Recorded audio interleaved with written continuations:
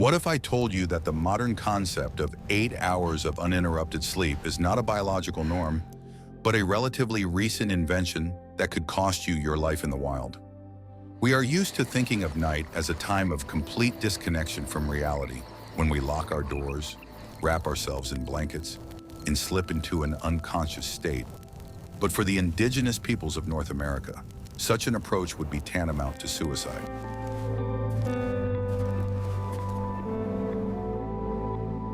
For the Indians of the Great Plains and the forests of the East, sleep was not just rest, but an active state, a continuation of the struggle for survival, where every hour of rest required strict discipline and a deep understanding of the laws of nature. Their sleep system allowed warriors and hunters to survive in severe frosts without central heating, sleep on hard ground without orthopedic mattresses, and wake up at the slightest rustle, ready for immediate action.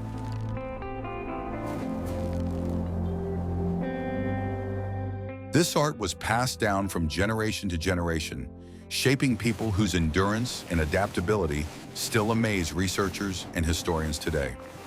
Watch the video to the end to learn how one simple but ingenious principle of body positioning relative to the fire allowed Native Americans to sleep in snowdrifts and wake up full of energy. What if I told you that everything you believed about healthy sleep is not true for a person living in the wild?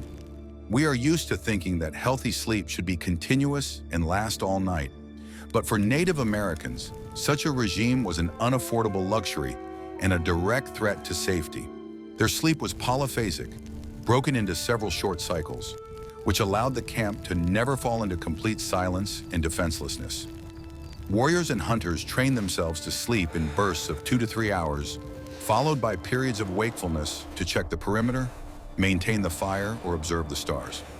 This fragmented rhythm allowed the brain to remain in a state of constant background alertness, even during rest, excluding the phase of deep torpor. This biological mechanism was developed from early childhood, when children were taught to fall asleep and wake up at any time of the day, adapting to the needs of the tribe and the current situation. The night on the plains was never completely peaceful. Predators went out hunting, hostile tribes could plan a raid, and the weather could change in a matter of minutes. In such conditions, the ability to switch instantly from sleep to wakefulness was more important than the depth of sleep itself, and this ability was trained over many years. Even in relatively safe times, inside a teepee or wigwam, someone was always awake or sleeping very lightly, creating a continuous chain of vigilance. The lack of artificial lighting also dictated its own rules. Tribal life slowed down at sunset, but did not stop completely, flowing into a phase of quiet conversations and legends around the campfire. People went to bed early as soon as it got dark, but often woke up in the middle of the night to discuss dreams, check equipment, or simply listen to the sounds of the night step. This period of nighttime wakefulness, which European historians would later call second sleep, was an important part of the social and spiritual life of the community.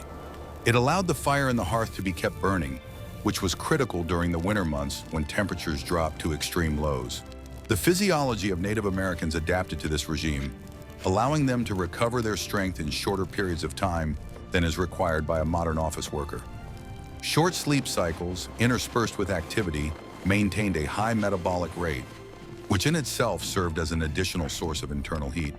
A person who sleeps for 8 hours straight slows down their processes and freezes faster, while someone who regularly wakes up and moves around maintains their body temperature. This was an intuitive understanding of thermoregulation, reinforced by centuries of survival in the harsh climate of North America. In addition, this sleep pattern allowed for efficient use of daylight hours, with activity beginning at first light and sometimes long before dawn.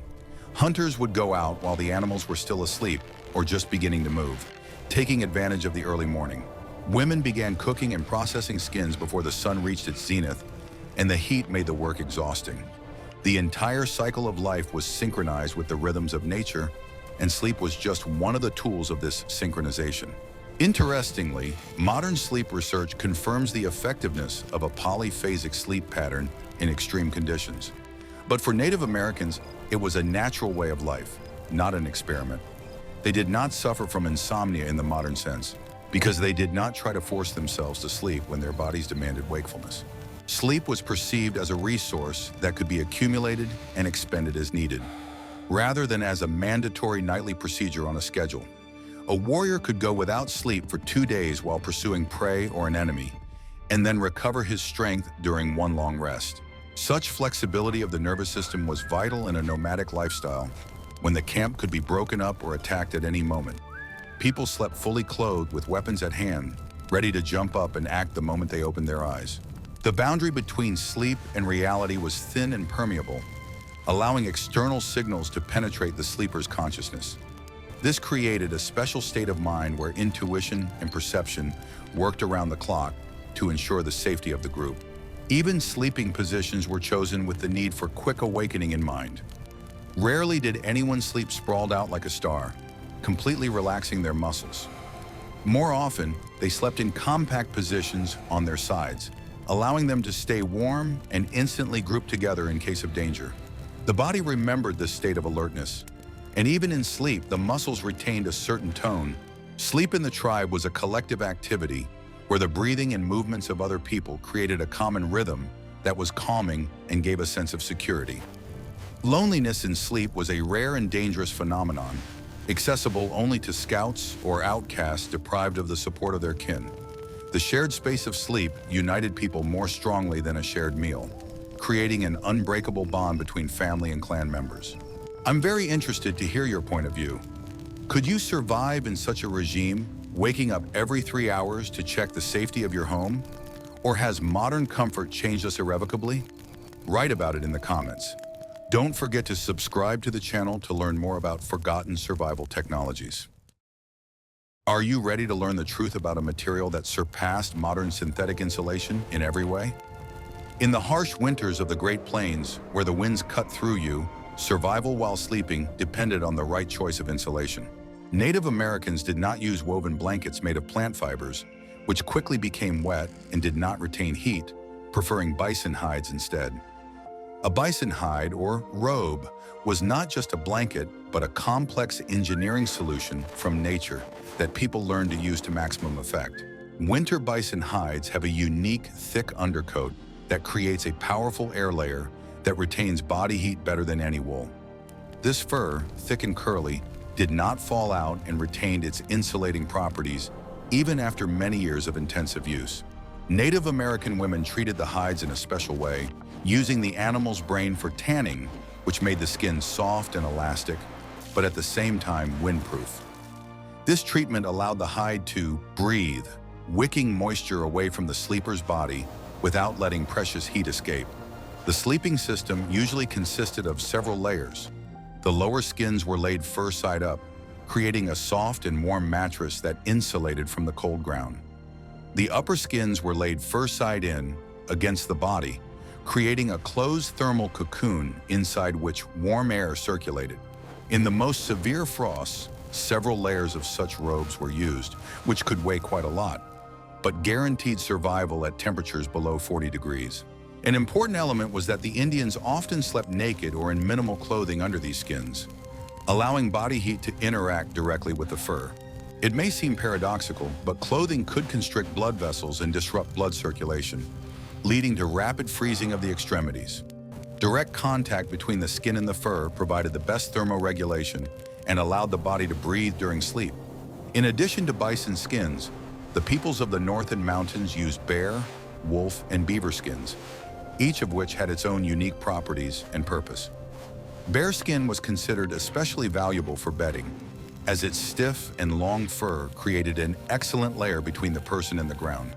The skins of small furry animals were sewn into huge blankets, which were lighter than bison skins, but just as warm. The ability to cover oneself properly was a real art. It was necessary to fold the edges of the skin under oneself so that there were no gaps for cold air to enter. The result was a kind of sleeping bag that could be quickly discarded in case of danger by simply spreading one's arms. Unlike modern zippered sleeping bags, this design did not restrict movement and allowed you to free yourself instantly. The skins also served as protection from moisture. The thick bison hair repelled water, and even if snow or condensation fell on the skin, the person inside remained dry. This was critically important in conditions where it was practically impossible to dry things for several days or weeks. Moisture was the main enemy in the cold, and bison hides coped with it better than any other available material. Old, worn-out skins were not thrown away, but used as additional layers of insulation for the walls of dwellings or as bedding for dogs. In Native American culture, nothing was wasted, and every item was used until it was completely worn out. Respect for the animal that provided the hide was shown by the fact that it continued to keep people warm for many years after its death. Special sleeping bags were sewn from the softest and thickest fur for children and the elderly, providing them with extra protection. Keeping the most vulnerable members of the tribe warm was a top priority, and they always got the best skins. It wasn't just about a comfy night's sleep, but about preserving the tribe and passing on wisdom to future generations. Today we buy high-tech sleeping bags, but no synthetic material can fully replicate the unique properties of a properly tanned bison hide. Have you ever tried sleeping under a real fur blanket in the cold? In the next chapter, you will learn about the secret source of heat that Native Americans hid right under the ground. Want to know a secret that changes everything you thought you knew about primitive life? Native Americans knew that the earth could be not only a cold bed, but also a powerful source of heat if prepared correctly. One of the most ingenious technologies used by the tribes of the Great Plains and forests was the earth battery method, which turned a sleeping place into a heated bed. Before setting up camp for the night, especially during the cold season, the Indians dug a shallow pit that exactly matched the size of the future sleeping area. In this pit, they lit a fire or poured in hot stones that had been heated to a high temperature on a common fire. The stones were carefully selected. They had to be dry and dense so that they would not crack from the heat and would retain heat for a long time. When the earth and stones were sufficiently heated, the coals and ashes were carefully raked out, or the stones were covered with a layer of dry earth and sand. A layer of grass, spruce branches, or wormwood was laid on top to serve as insulation and prevent the skins from catching fire from the heat. Wormwood also served as a disinfectant and repelled insects with its pungent smell. Bison robes were spread over this pillow, creating a soft and warm bed that was heated from below throughout the night. The heat accumulated by the stones and earth slowly rose upward, passing through the layers of insulation and warming the sleeping person. It was similar to the principle of a modern Russian stove or heated floors, only implemented using the simplest natural materials. This method allowed people to sleep warm even when the air temperature in the teepee dropped below zero in the morning when the fire burned out. The heat coming from the ground was more physiological and comfortable than the sharp heat from an open fire, which burned the face and left the back cold. It evenly warmed the whole body, relaxed the muscles, and helped restore strength after a hard journey. In addition, this method was incredibly economical. It did not require maintaining a large fire all night, which saved firewood, which was often in short supply on the plains. It was enough to heat the stones well once in the evening to ensure comfort until dawn. This was an example of the rational use of resources and a deep understanding of the physics of heat transfer. Some cultures, such as the Plateau peoples, used permanent dugouts, where the floor was sunk into the ground, using its natural geothermal heat. In winter, the ground at depth remains above freezing, which greatly facilitated the heating of dwellings. The combination of a sunken dwelling and heated stones created a microclimate that allowed people to survive the harshest blizzards. This method required time and effort, so it was more often used in winter camps or at stops where they planned to stay for several days. For quick overnight stays during military campaigns, a simplified version was used. They simply heated the place with a fire, then moved the coals aside and lay down on the warm ground. Knowing how to turn the cold ground into an ally was one of the key survival skills taught from childhood. This gave the Indians an advantage over the European colonists, who often froze in their canvas tents and on cots detached from the ground. The Native Americans knew that the earth was their mother, and if they showed her respect and knowledge, she would warm them. This technology, forgotten by the modern world, demonstrates how inventive humans can be in their pursuit of comfort and safety. Would you use this method on a winter hike? Like this post if you were surprised by this ancient heating technology. What if I told you that everything you've been taught about comfortable sleeping positions actually weakens your body? Modern people seek soft surfaces and high pillows, But Native Americans slept mainly on hard ground, and this was a conscious choice. The hard surface provided natural spinal alignment, preventing the back problems that are so common today. The absence of soft feather beds and spring mattresses meant that the body was always in an anatomically correct position, supported by its own muscle corset. Native Americans rarely suffered from osteochondrosis or spinal curvature, despite the enormous physical exertion during the day. Sleeping on a hard surface strengthened the body, making the back muscles strong and the joints flexible. Instead of high, soft pillows which bend the neck and make breathing difficult, they used rolls made of rolled-up skins, clothing, or even smooth logs. Such a hard roll was placed under the neck, not under the back of the head, which allowed the natural curve of the cervical spine to be maintained. This also contributed to better blood supply to the brain and quick awakening without a headache. Sleeping position was also important. People often slept on their side with their legs slightly bent, which helped keep the abdomen and chest warm. This fetal position is the most energy efficient and protective, minimizing heat loss. If necessary, it was easy to roll over or jump to one's feet in this position.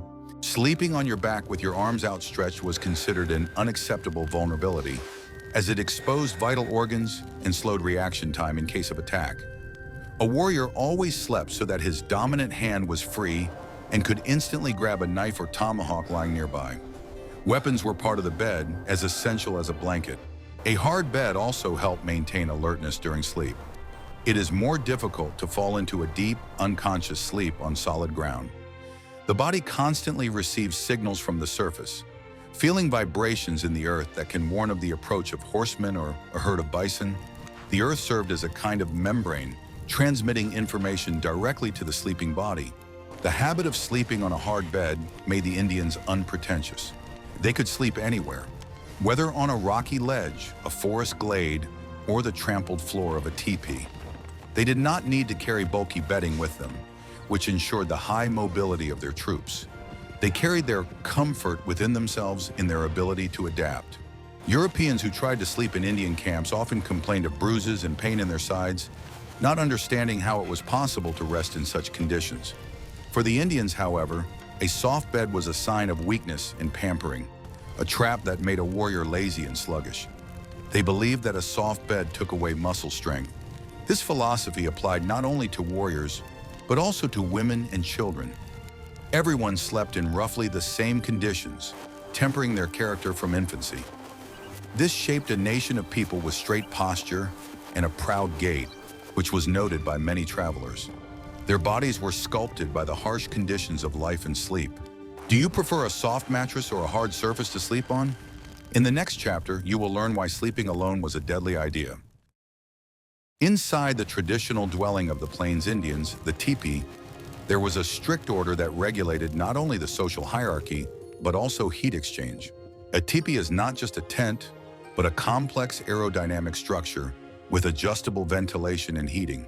Sleeping places were arranged in a circle along the walls, leaving the center free for the hearth, which was the heart of the home. This arrangement was not accidental. Sleepers lay with their feet toward the fire, which allowed them to warm their limbs, which freeze first. Their heads were closer to the walls of the teepee, where the air was fresher and cooler, making it easier to breathe. This created the ideal temperature gradient for the body: feet warm, head cool. The inner lining of the teepee, called devisa, acted as insulation and a screen, creating draft for smoke and protecting sleepers from drafts.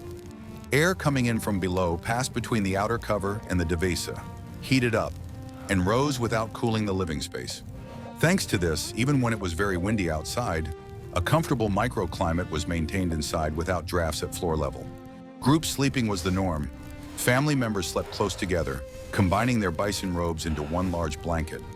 The warmth of several bodies gathered together created a powerful heat accumulator capable of withstanding any frost.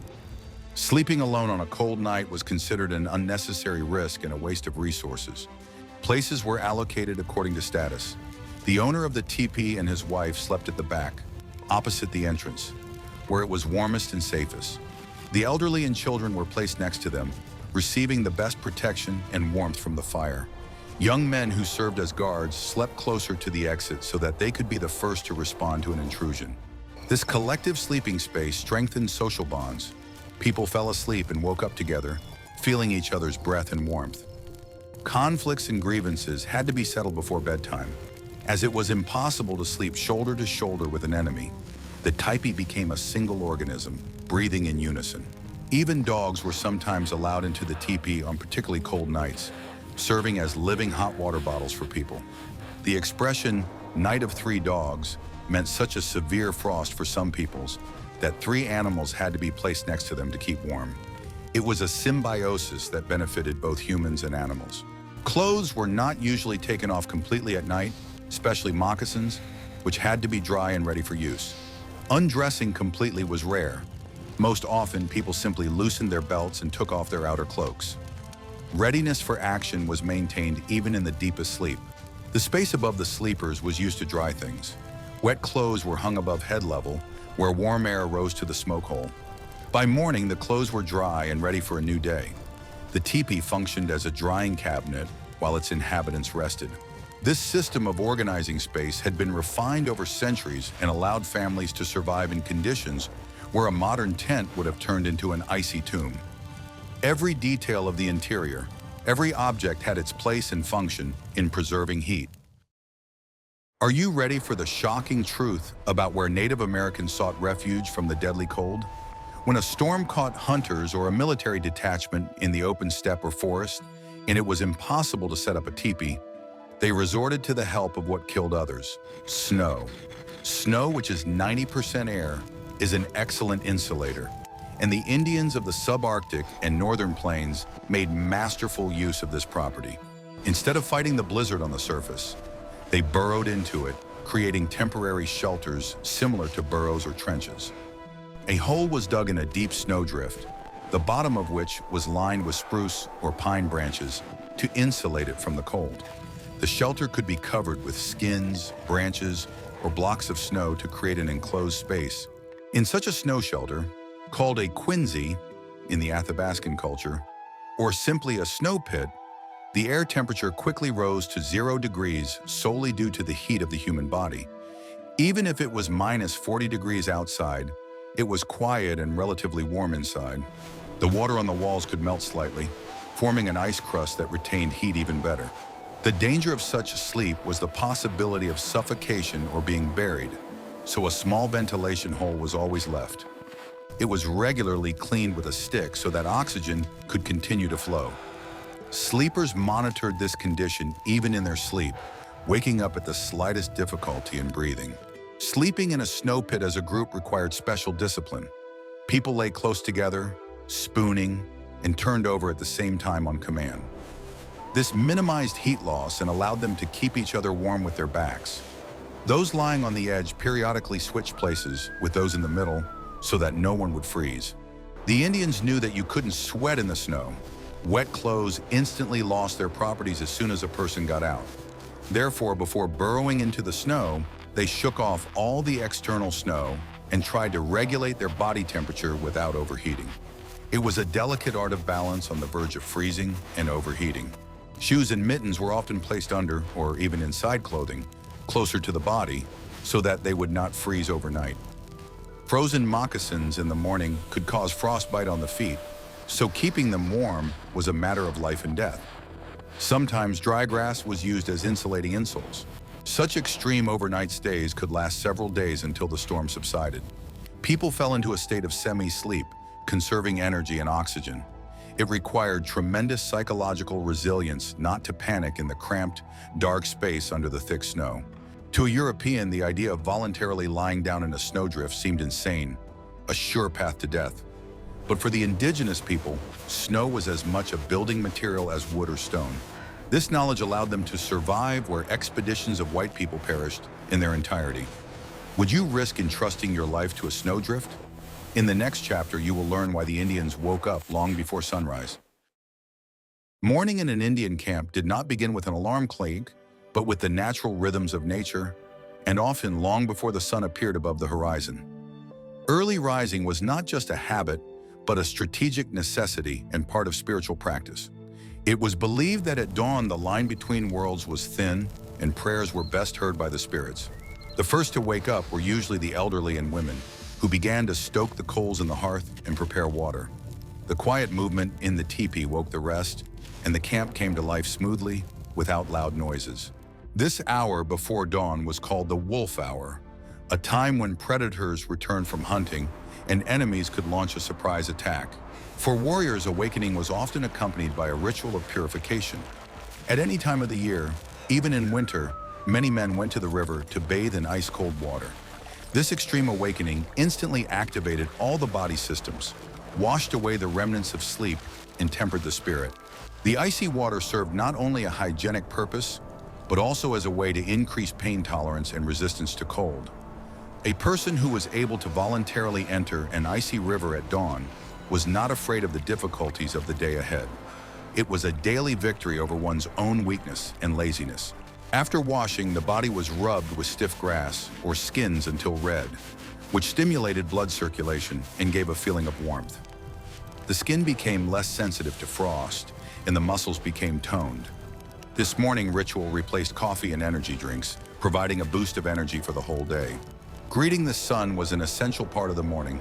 People would leave their teepees and turn to face east, welcoming the first rays. It was a moment of gratitude for surviving another night and a request for protection in the new day. The sun was revered as the giver of life and warmth. Getting up early also gave a tactical advantage. Whoever got up first controlled the situation. Scouts went out to check the surroundings. Hunters followed fresh tracks before the wind carried away the scents. The camp was ready to move or defend itself, while potential enemies were still asleep. In the culture of the Iroquois and other forest tribes, morning was a time for recounting dreams. Dreams were considered messages that needed to be deciphered and discussed with wise people. This helped to adjust plans for the day or warn of danger. The absence of curtains and blinds meant that light entered the dwelling naturally, regulating the production of melatonin and cortisol. The Indians did not fight their biorhythms, but lived in harmony with them. Their bodies were tuned to the light waves of the day.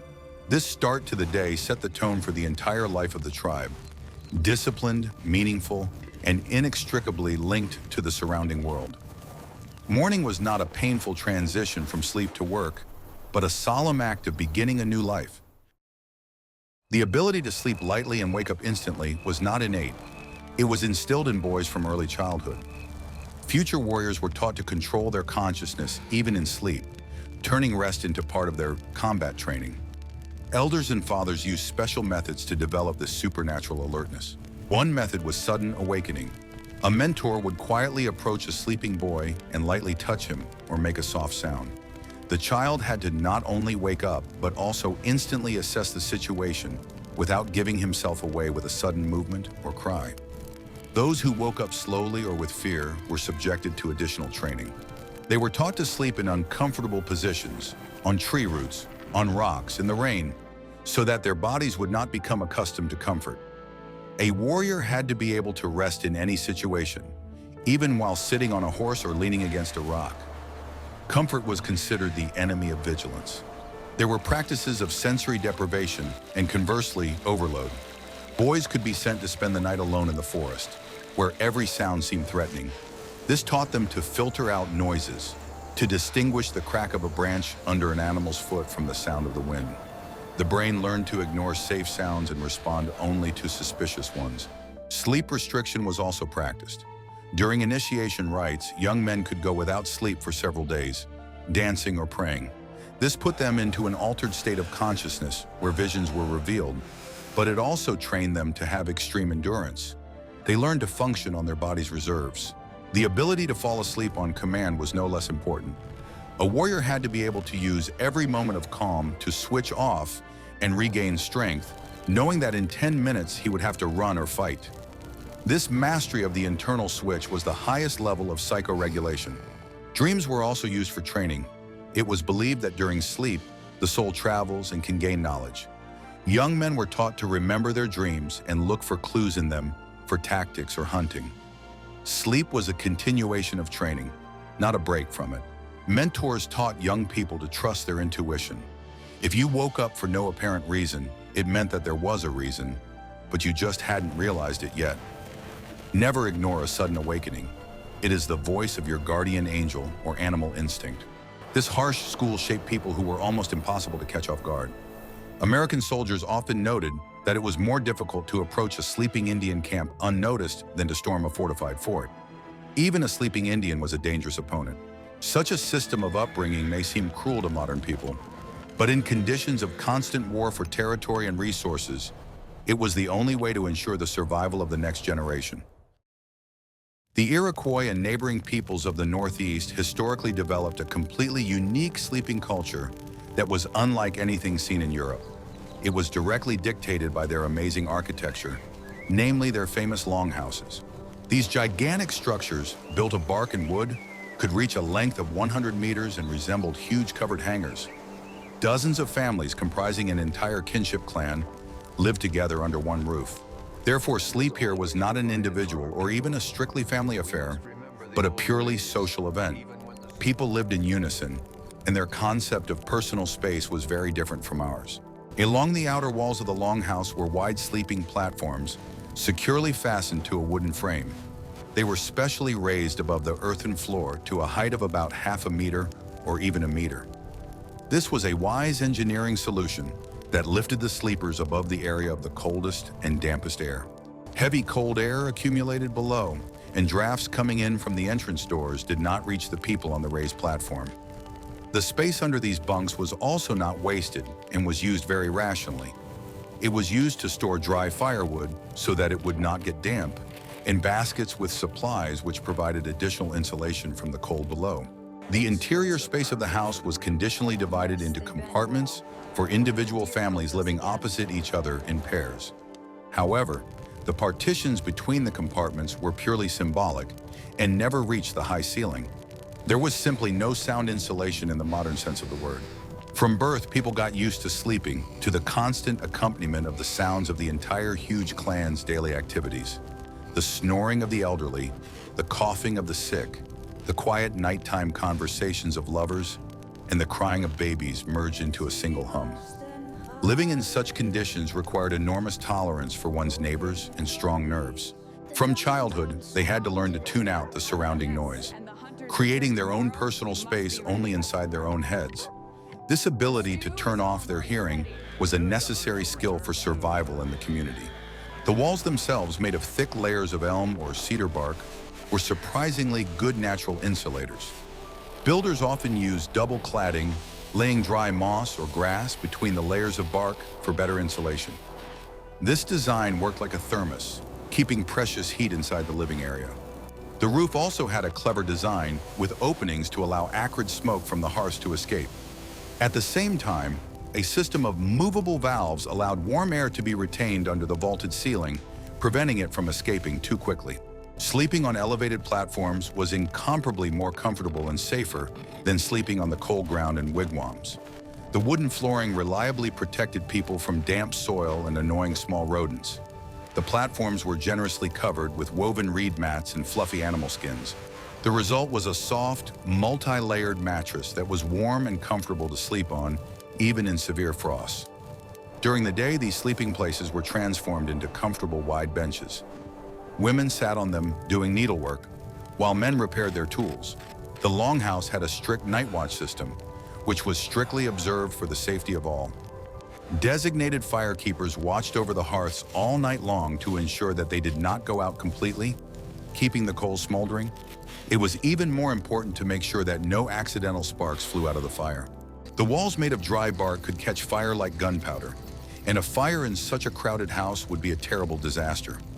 Therefore, the vigilance of those on duty did not waver for a moment until dawn, guarding the peace of the sleeping tribe.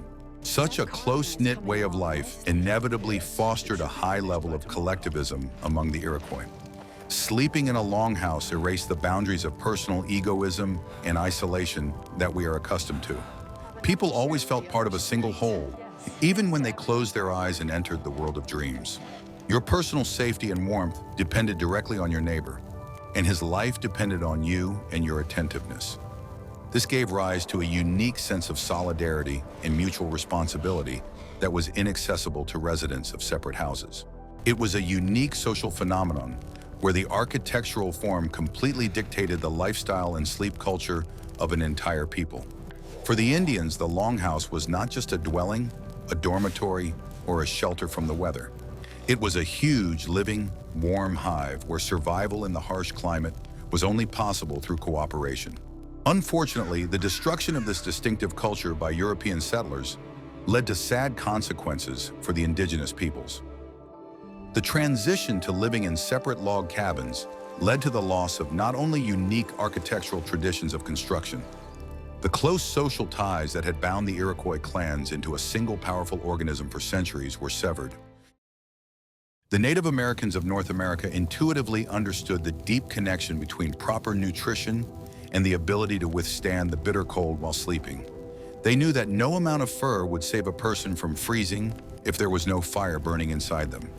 In order to sleep in the bitter cold and not freeze to death, the body needed powerful fuel. This fuel had to have special properties. It had to burn slowly throughout the long night and give off a lot of internal heat. Animal fat was the ideal fuel for the human body. It was the main protection against hypothermia in winter. Before going to sleep, especially during long winter military campaigns or hunting trips, warriors always tried to eat a piece of pemmican. It was a legendary concentrated mixture of ground-dried bison or deer meat, melted fat, and sour berries. Pemmican can rightly be called the ideal energy bar of the past, for which no equivalent could be found for a long time. It contained a huge amount of calories in a very small volume, which was critically important for travelers. Fat is absorbed slowly by the body and provides long-lasting, steady energy for warmth, unlike regular food. Carbohydrates, which provide a quick burst of energy but also burn quickly, were completely unsuitable for long, cold polar nights. If an Indian ate only plant-based foods or lean meat for dinner, he risked waking up shivering violently after just a couple of hours. Fatty food in the stomach worked like dense wood or coal in a stove. It smoldered for hours, maintaining body temperature at the right level until dawn. Plant-based food, on the other hand, was like dry grass. It burned brightly but gave little heat and did not last long. An important rule of survival was not to go to bed on an empty stomach in winter, as hunger is the best friend of the cold. However, overeating to the point of stomach heaviness was considered a dangerous mistake. If you eat too much, blood will rush from your limbs to your stomach for digestion, and your feet will start to freeze. It was necessary to find that delicate balance when the body was busy digesting just enough to generate heat. At the same time, it should not spend all its resources on the work of the stomach, distracting itself from the recovery of tired muscles. This art of rationing food was cultivated from childhood. In times of famine, when the hunt was unsuccessful and there was no food at all, the Indians used a special technique called stomach tightening. They tightened their belts around their waist to physically compress their stomachs and dull the agonizing feeling of hunger. In addition to this, they drank a lot of hot water if it was possible to build a fire. This was an effective way to trick the body, create a feeling of fullness, and allow the brain to calm down and fall asleep. Sleep was necessary to conserve energy, even if he was hungry. Water also played a critical role in thermoregulation, something that modern people often forget. Dehydration in the cold happens quickly and imperceptibly, thickening the blood and significantly impairing circulation. Thick blood does not carry heat to the fingers and toes as well. All those thousands of calories were burned without residue in the furnace of constant physical activity and the struggle against the cold. The body worked at the limit of its capabilities, and fat was not an extra burden for it, but a vital necessity. Sleep and food were two sides of the same coin for Native Americans when it came to survival in the wild. One without the other simply did not work. Without sleep, there would be no strength to obtain food. Without food, there would be no warmth for sleep. Native Americans never counted calories. They counted their chances of living to see the morning.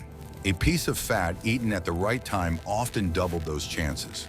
This ancient wisdom of nutrition, intuitive and proven by centuries of experience, allowed the human body to function as a perfect biological machine. It ensured survival in the most extreme conditions on the planet, where anyone else would have perished. The sleep system of the indigenous peoples of North America was not just a set of habits, but a complex philosophy of survival, where every detail, from the direction of the head to the composition of the dinner, mattered. They did not hide from nature behind thick walls, but learned to use its laws to their advantage. Their sleep was sensitive, intermittent, and collective. It was part of the great rhythm of life that we, the inhabitants of concrete cities, have almost lost. We learned about earthen batteries, snow shelters, and the benefits of a hard bed. This knowledge reminds us that the human body is capable of incredible adaptations if we don't confine it to sterile comfort. Perhaps we should borrow at least some of this wisdom to become a little stronger and closer to our nature. Which of the Native American sleeping techniques did you find most applicable to modern life? And which ones did you find terrifying? Share your opinion in the comments because your experience may be just as interesting. And don't forget to subscribe to our channel so you don't miss out on new dives into the history of everyday life that isn't written about in textbooks.